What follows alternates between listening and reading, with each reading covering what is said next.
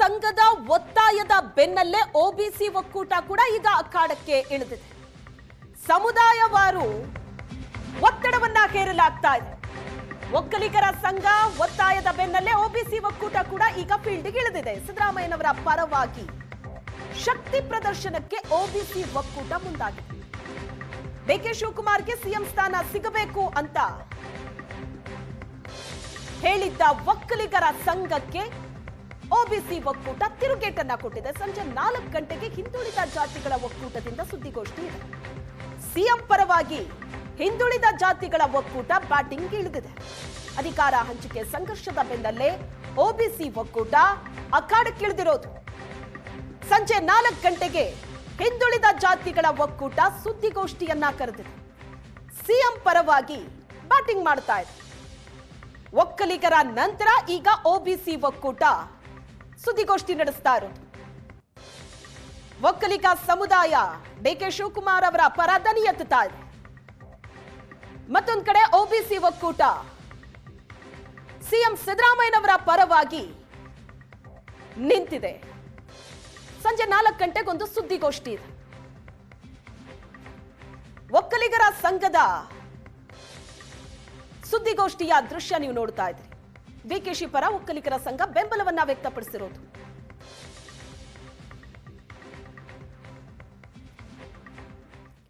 DK Shivakumar ವಿರುದ್ಧ ಹೈಕಮಾಂಡ್ಗೆ ದೂರು ನೀಡೋದಕ್ಕೆ ಮುಂದಾದ ಸಿದ್ದರಾಮಯ್ಯನವರು. ಡಿಕೆ ಶಿವಕುಮಾರ್ ಅವರ ವಿರುದ್ಧ ಹೈಕಮಾಂಡ್ಗೆ ದೂರು ಕೊಡೋದಕ್ಕೆ ಸಿಎಂ ಸಿದ್ದರಾಮಯ್ಯನವರ ಬಣ ಮುಂದಾಗಿದೆ.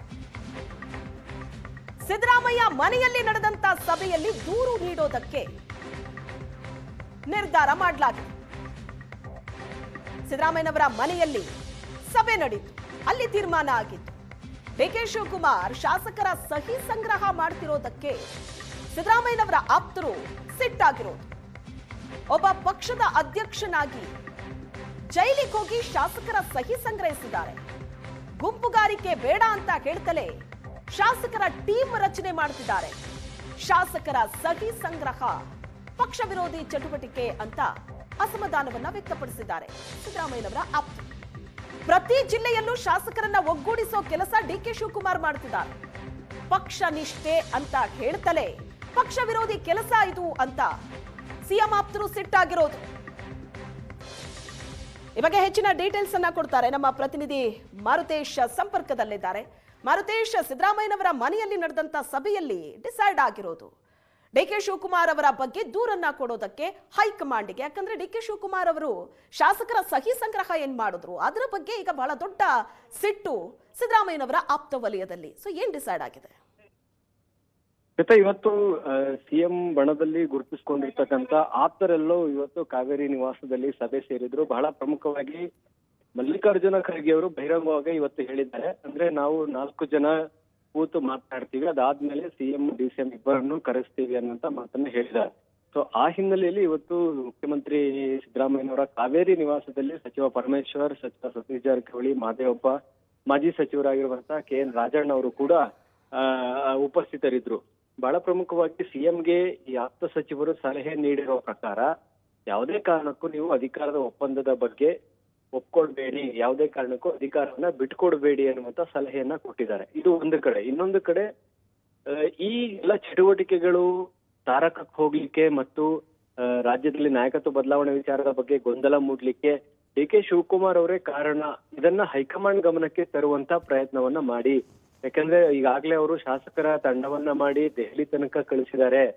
ಜೊತೆಗೆ ಶಾಸಕರ ಸಹಿ ಸಂಗ್ರಹವನ್ನು ಕೂಡ ಮಾಡಿದ್ದಾರೆ. ಇದೇ ಕಾರಣಕ್ಕಾಗಿ ಅವರು ಜೈಲಿಗೂ ಅಲ್ಲಿ ಶಾಸಕರ ಭೇಟಿಗೂ ಹೋಗಿ ಬಂದಿದ್ದು ಕೂಡ ಅದೇ ಕಾರಣಕ್ಕಾಗಿ. ಸೊ ಇದು ಪಕ್ಷ ವಿರೋಧಿ ಚಟುವಟಿಕೆ. ಒಬ್ರು ಅಧ್ಯಕ್ಷರಾಗಿದ್ದುಕೊಂಡು ಸಹಿ ಸಂಗ್ರಹ ಮಾಡುವಂತದ್ದು, ಒಬ್ರು ಮುಖ್ಯಮಂತ್ರಿಗಳು ಇರುವಂತಹ ಸಂದರ್ಭದಲ್ಲಿ ಸಹಿ ಸಂಗ್ರಹ ಮಾಡುವಂತದ್ದು ಸರಿಯಲ್ಲ. ಹೀಗಾಗಿ ಇದನ್ನ ಹೈಕಮಾಂಡ್ ಗಮನಕ್ಕೆ ತರಬೇಕು. ಇದನ್ನ ತಂದ್ರೆ ಪಕ್ಷ ವಿರೋಧಿ ಚಟುವಟಿಕೆ ಹಿನ್ನೆಲೆಯಲ್ಲಿ ಹೈಕಮಾಂಡ್ಗೆ ಇವ್ರು ಏನೇನ್ ಕೆಲಸ ಮಾಡಿದ್ದಾರೆ ಅನ್ನೋದು ಅರ್ಥ ಮಾಡಿಸ್ಬೇಕು ಅನ್ನುವಂತ ಆಗ್ರಹವನ್ನು ಮಾಡಿದ್ದಾರೆ. ಹೀಗಾಗಿ ಮುಖ್ಯಮಂತ್ರಿಗಳು ಇವರೆಲ್ಲ ಅಭಿಪ್ರಾಯಗಳನ್ನ ಆಲಿಸಿದ್ದಾರೆ. ಅಂತಿಮವಾಗಿ ಹೈಕಮಾಂಡ್ ನ ಮೀಟಿಂಗ್ ನಲ್ಲಿ ಸಿಎಂ ಯಾವ ವಿಚಾರ ಪ್ರಸ್ತಾಪ ಮಾಡ್ತಾರೆ ಅನ್ನೋದರ ಮೇಲೆ ಕರ್ನಾಟಕ ರಾಜಕಾರಣದ ಭವಿಷ್ಯವೂ ನಿಂತಿದೆ. Shweta. Yes, thank you Maruthesh.